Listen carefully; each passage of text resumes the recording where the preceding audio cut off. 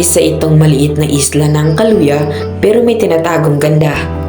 Meron itong malawak na lupain, meron ding mga malulusog na mga manok, at syempre ang mga kambing.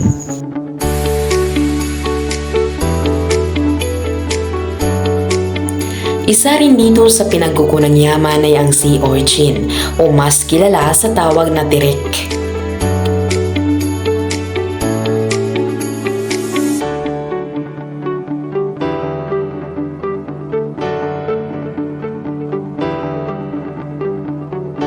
Isa rin dito sa hanapbuhay ng Isla Sibato ang pangingisda.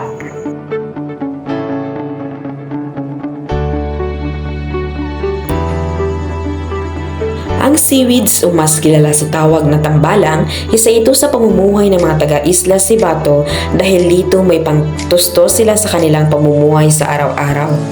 At napag-aral nila ang kanilang mga anak at napagtapos sa kolehiyo.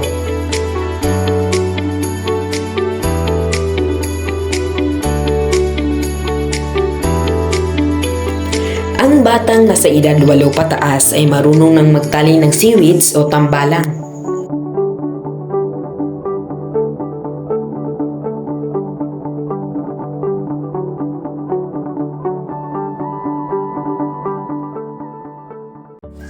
Diyan, tambalang nga dyan, mamanamang nabulan pangabi. May guta naman bago itanong o pagbaral arbisyon o bulad bago pangayad ruman lubid ulit duman similya tanom pagbaral ibulad diyan mamanja ang obra sa tambalang.